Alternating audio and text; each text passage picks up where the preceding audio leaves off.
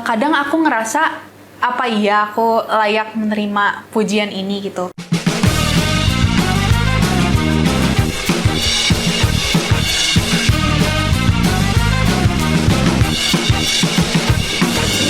Shalom Sobat JRC, gimana kabar kalian? Nah, di momen kesempatan kali ini, izinkan saya untuk memperkenalkan sebuah konten baru yang akan datang untuk menghadiri dan menemani kalian semua. Nah, konten kita pada hari ini adalah konten yang bernama JRC Talk.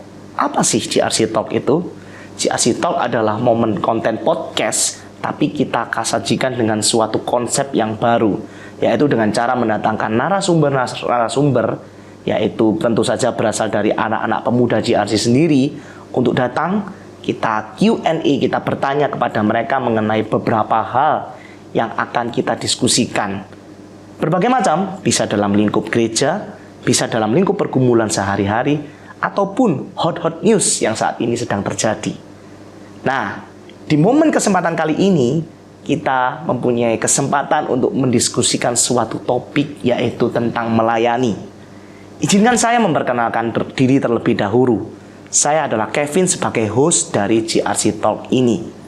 Nah, tidak perlu berlama-lama lagi, mari kita berdiskusi dan saling sharing di dalam konten JRC Talk ini. Bersama dengan narasumber kita, silakan memperkenalkan diri. Halo Sobat JRC, perkenalkan aku Dorothy, biasa dipanggil Oti.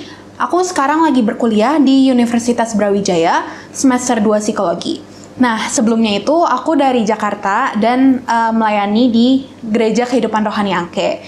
Nah, sekarang di Malang karena berkuliah, aku gabung sama teman-teman JRC.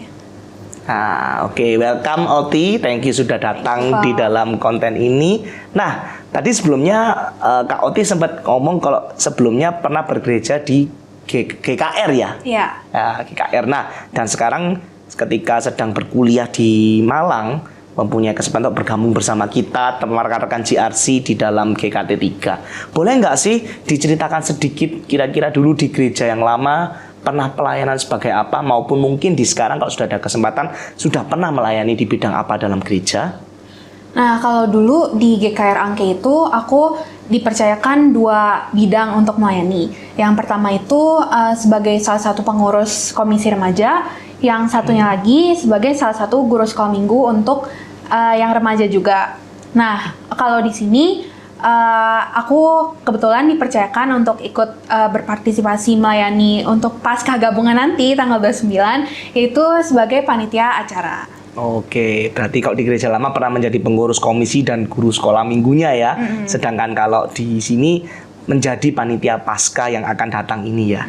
Nah, boleh nggak sih dijelaskan kira-kira apa yang melatar belakangi Kak Oti kok bisa sih diberikan punya kesempatan untuk melayani, terutama dulu jadi pengurus, dulu menjadi guru sekolah minggu, maupun sekarang juga bisa menjadi panitia pasca. Ini latar belakangnya seperti apa nih? Diajak teman kah atau memang ada panggilan ingin terlibat kah?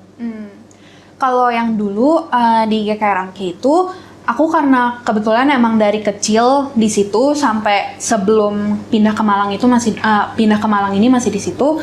Nah, jadi aku udah istilahnya lebih kenal lah sama sistem pelayanannya dan lain sebagainya gitu. Jadi dari teman-teman pengurus yang sebelumnya sama dari hamba Tuhannya ngajak aku buat ikut terlibat dalam pelayanan. Kalau misalkan yang ini kebetulan kemarin itu di-approach sama Cinanda buat ikut bergabung jadi panitia, dan aku mikir setelah dari awal pindah ke Malang aku belum terlibat dalam pelayanan apa-apa, ini kayak jadi satu kesempatan buat aku bisa mulai melayani Tuhan lagi nih gitu. Oke, berarti ibaratnya kalau di gereja lama itu memang sejak kecil aku sudah di situ, sehingga mungkin dari gereja itu sudah aku kenal lah ya mulai kecil, sehingga oke lah, ini memang dimana momen aku bisa mencoba mengekspansi diri nih melalui pelayanan-pelayanan tadi, seperti jadi pengurus, jadi guru sekolah minggu di sana ya. Oke, nah kira-kira dari pelayanan-pelayanan tadi yang mungkin Kak Oti sudah sempat jalani itu, pernah nggak sih di tengah-tengahnya itu merasa capek, merasa burn out, atau merasa kayak ya aku lelah nih, pengen break dulu nih? Kalau itu kayaknya seperti banyak pelayan yang lain pernah sih kok, terutama pas di SMA. Itu momen-momen aku istilahnya lagi banyak dipercayakan pelayanan-pelayanan.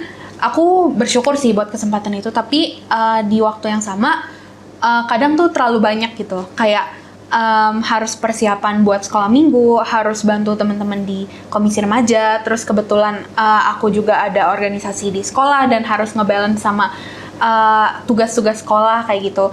Jadinya kadang aku mikir gitu, apakah aku benar-benar masih ngelakuin ini buat Tuhan atau itu sebenarnya cuman kayak kewajiban aja jatuhnya.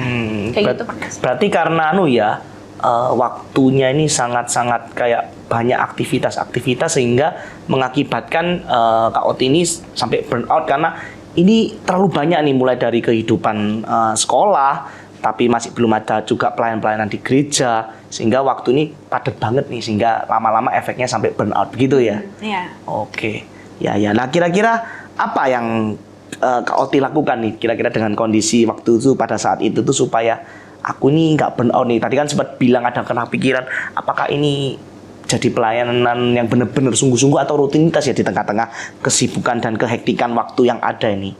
Apa ada nggak kira-kira apa ya harus yang aku lakukan ya pada saat itu ya? Waktu itu Kak Oti kepikiran seperti apa? Kalau waktu itu sih pas aku ngerasa udah bener-bener stuck, kayak aku udah lost gitu, kehilangan alasan kenapa aku harus tetap melayani, aku approach salah satu kakak rohani aku di sekolah dan aku cerita gitu ke dia. Terus ada satu perkataan yang menurut aku cukup membantu aku ngubah persepsi aku terhadap pelayanan lagi sih. Jadi dia bilang, burnout itu kan kayak istilahnya kamu lagi sakit rohani ya. Kalau orang sakit fisik itu mereka bakal berhenti bekerja dulu, mereka bakal beristirahat dulu, tapi mereka tetap makan kayak gitu. Nah, aku yang di momen itu karena burnout melayani, jadinya pengen kayak stop dulu dari bahkan menerima konten rohani pun gitu. Itu kayak ngerimain aku lagi. Mungkin aku bisa sekarang rehat dulu dari pelayanan, tapi aku jangan berhenti punya relasi sama Tuhan gitu. Aku harus tetap makan secara rohani. Ya, berarti Kak Oti punya support system yang bisa mendukung Kak Oti di saat tengah-tengah burnout itu ya, sehingga bisa mendapatkan banyak input dan mindset dari sudut pandang yang lain. Sehingga salah satunya ya poinnya tadi ya, gimana kita ini ketika melayani kita bisa capek, kita bisa boleh break, tapi tetap relasi kita dengan Tuhan tidak boleh break, karena itulah yang menopang kita sebagai orang Kristen ya. Nah, oke, di tengah-tengah kehidupan pelayanan yang mungkin juga tadi ada burnout, ada suka duka, kan namanya pelayanan pasti ada up and down, suka dan duka ya. Pernah nggak sih kira-kira Kak Oti itu merasa kayak melihat teman-temannya di gereja atau rekan sepelayanan itu merasa kayak iri loh?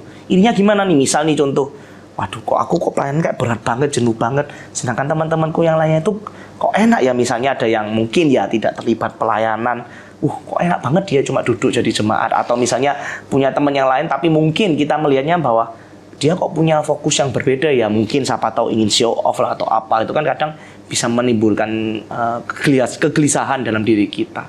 Ada nggak kejadian-kejadian seperti itu? Kalau iri tentang posisi mungkin nggak ada ya kok, soalnya kebetulan tuh di gereja lama aku, walaupun kita ada posisi, tapi kita lebih nggak terkungkung dalam posisi itulah gitu. Kayak dari satu divisi bisa bantu divisi yang lain.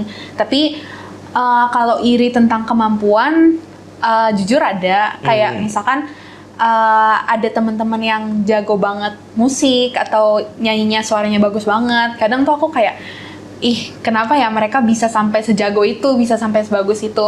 Aku pengen bisa kayak gitu juga gitu. Iya. Ya, tapi kan kita perlu tahu ya bahwa talenta yang Tuhan kasih kepada setiap orang kan beda-beda ya memang ya. Ya memang sih rasa iri itu ya, kita namanya manusia bisa merasakan iri. Cuma kan kita punya pilihan juga kan ya untuk bisa menghadapinya seperti apa ya. Nah, pernah nggak sih ketika kamu pelayanan itu juga sering menerima pujian-pujian dari orang, sehingga kadang kita sendiri mungkin atau mungkin Kak Oti sendiri pernah nggak sih merasa kayak, waduh sampai karena terlalu banyak terima pujian tuh aku sampai salah persepsi akhirnya tentang pelayanan ini? Kalau aku dibilang banyak enggak, tapi ada sesekali.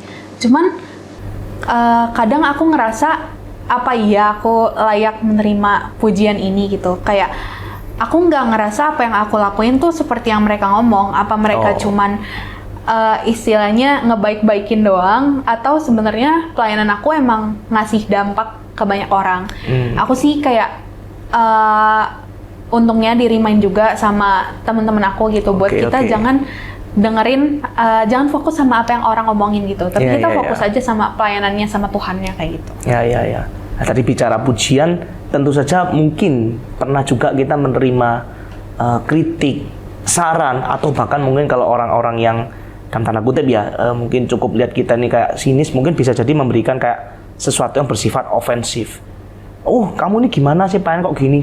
Nah, pernah nggak sih menghadapi seperti itu, dan apa yang kira-kira Kak Oti lakukan ketika menghadapi situasi seperti itu?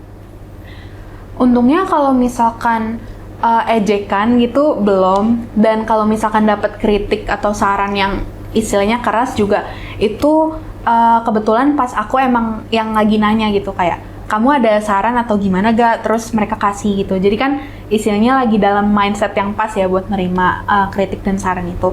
Tapi mungkin kalau suatu saat aku dapat ejekan dari orang lain setelah istilahnya capek-capek melayani, mungkin bakal secara spontan kayak, apaan sih, emang lu udah ngapain gitu buat gereja ini, buat pelayanan ini.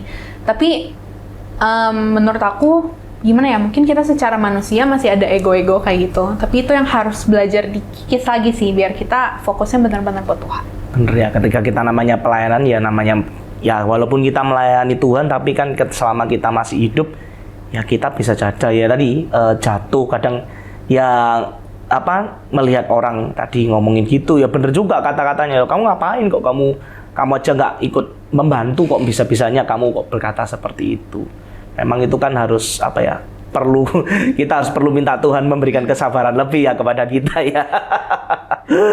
Iya, tetapi ya namanya kita melayani, memang bener ada satu poin yang tadi ketika Kak Oti sampaikan yang bisa mungkin saya dan mungkin rekan-rekan JRC di rumah bisa tangkap, yaitu ketika kita melayani, kita tidak boleh lupa dan fokus akan tujuan kita melayani. Memang kita bisa saja ya tadi marah, bisa saja juga kita sombong, tapi kita ingat satu poin bahwa ketika kita melayani, kita harus ingat siapa yang kita layani. Jangan sampai kita ini sampai misleading, sampai kita ini terlalu terlena atau terlalu tadi emosional sehingga kita bisa melakukan hal-hal yang melukai hati Tuhan. Oke, mungkin itu saja dari kita, konten kita hari ini tentang JRC Talk. Thank you Kak Oti atas waktunya, sudah bisa datang berkumpul bersama saya dan rekan-rekan untuk bisa sharingkan tentang melayani. Oke, begitu saja Sobat JRC. Kita akan bertemu di konten selanjutnya. See you, dadah!